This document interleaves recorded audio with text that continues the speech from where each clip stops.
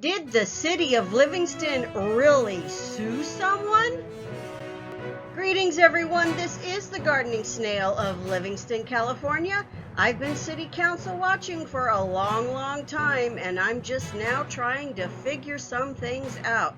Now, as for the question that I asked, did the city of Livingston really sue someone? The short answer is yes, they did, but we'll get into that a little bit later.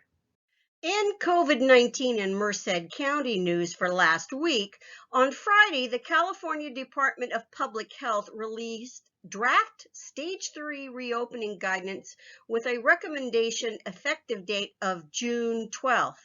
Stage 3 allows for the reopening of bars, fitness centers, gyms, pools, outdoor recreation areas, hotels, zoos, museums, schools, and others if public health safety criteria has been met.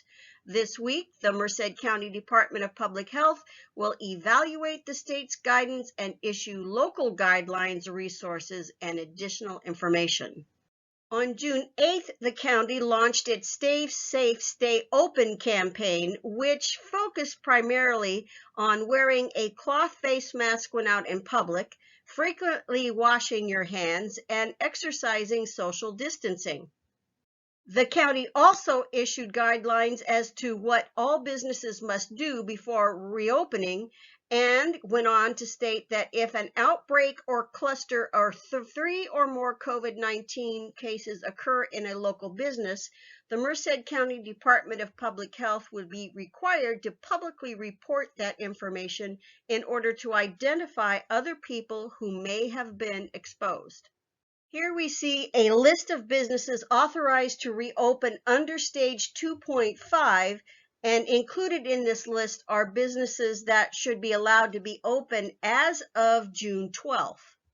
Here are the 5 state safety requirements that must be followed, including industry-specific guidelines, and also a list of businesses not open as of yet. Movie theaters, nightclubs, convention centers, sports arenas, libraries, saunas and steam rooms, nail salons and tattoo parlors, and festivals.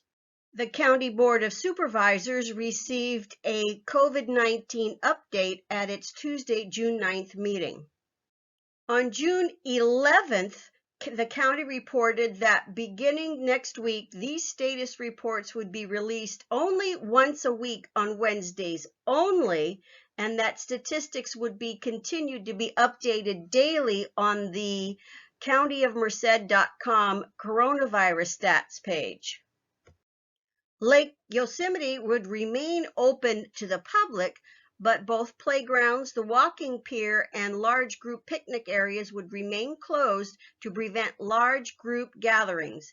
Individual picnic tables and barbecues would still be available for use, and the bathrooms are open. Here we see the positive cases by community as of June 12th for Merced, Los Banos, Atwater, Delhi, Winton, Livingston, Gustine, Hillmar, and Dos Palos. Here is the Merced County COVID-19's case curve. You can see that total cases continue to rise and that total active cases have ticked upwards again after a downward trend.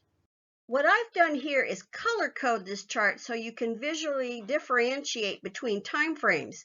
Yellow for the initial outbreak, orange for when the reopening process began, and gray for when the reopening process began ramping up in earnest. I also point out when stage 3 reopening was set to begin, and active cases are in red, and you can see the spread between total cases and active cases. As of June 12th, 28% of cases were active, nearly 94% of people tested were negative, and the death rate had dropped below 2%. The number of positive cases increased by 75 over the prior week, most of those in the 18 to 49-year-old age range. Now we're going to switch gears to the City Council meeting agenda, and I'm going to get to that question I asked earlier and point out why it's so important to pay attention to how things are worded on an agenda and dig for deeper meaning. Seating will be limited within the chamber and you will be required to wear a face covering. The only thing on closed session this time is labor negotiations. Under awards, presentations, and proclamations is a presentation by Joel Aguilar about larger-than-life pop-up art in Livingston. Under public hearings is the assessment for the Consolidated Landscape Maintenance Assessment District. Now this is about the second or third try on this. I've already done a video with some of the details about it, so I'll link to that above and at the end of this video. Item number 5 on the consent agenda is a resolution authorizing application for the State of California Local Early Action Planning LEAP grant program.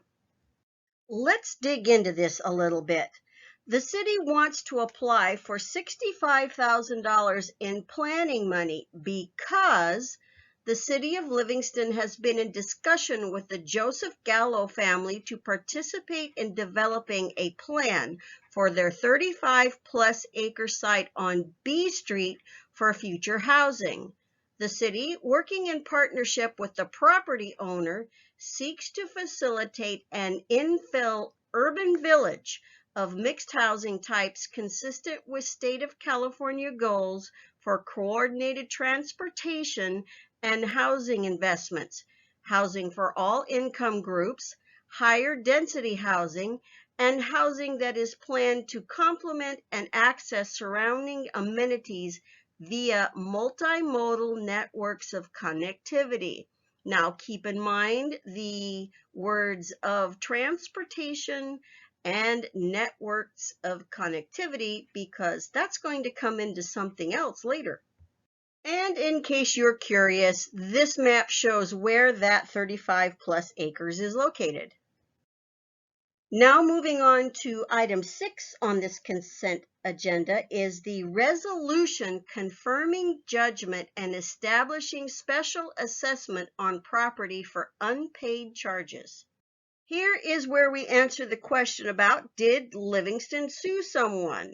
But I want to point out a few things as we go along. First, either I missed or Exhibit A that's talked about here was not included in the agenda packet available to the public. Second, I have learned by doing a little asking around myself that there was no public hearing on this matter. There was a public notice, but any discussions were handled by city staff. So what the council is going to be doing by passing this resolution is confirming that, yes, the city sued, the city won, and that the city is owed the money and the property owners need to pay up. Okay. Item 7 under discussion and potential action items has to do with re-establishing the executive order that had expired on May 31st that had to do with all the face coverings and all that other stuff. And if the city council votes in favor, this order will expire on July 31st, 2020, unless otherwise amended, repealed, or extended by the city council. Item number 8 is the resolution ratifying the continued existence of a local emergency in the city of Livingston due to the COVID-19 pandemic. Item 9, resolution of the council of the city of Livingston approving an administrative directive regarding the disposition of surplus property. Okay, I may be wrong, but the way that I see this playing it out is it's going to be a tell us at a meeting beforehand what you intend to get rid of before you actually put it on an agenda to get rid of it. Then at another meeting, give us the list of stuff you plan to dispose of in advance so that we can give you permission to get rid of it. And then at another meeting, tell us again at that meeting who actually got the stuff you got rid of.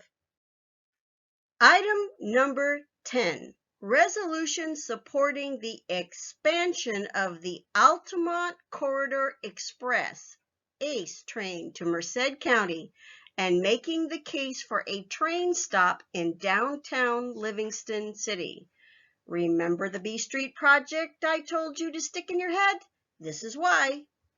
The staff report talks about the expansion of the ACE train and the future impact on Merced County in general.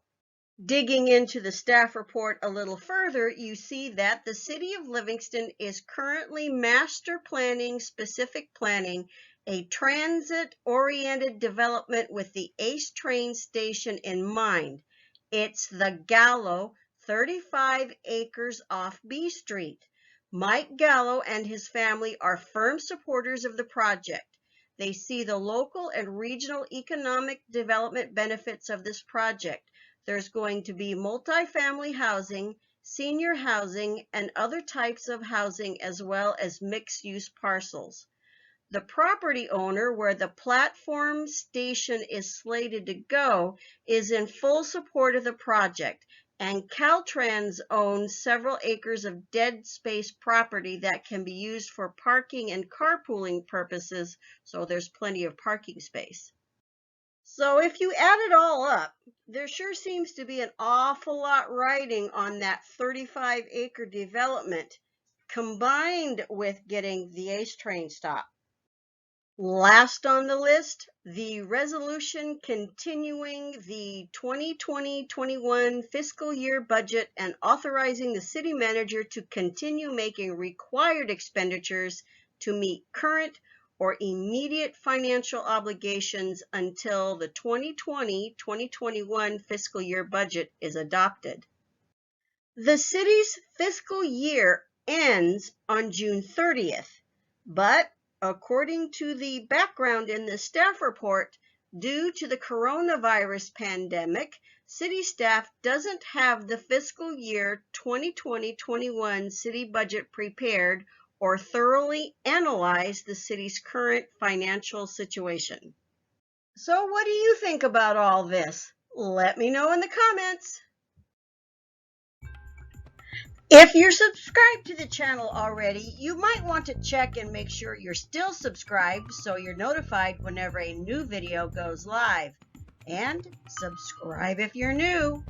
Until next time, this is the gardening snail of Livingston, California, because not every critter is hiding under a rock.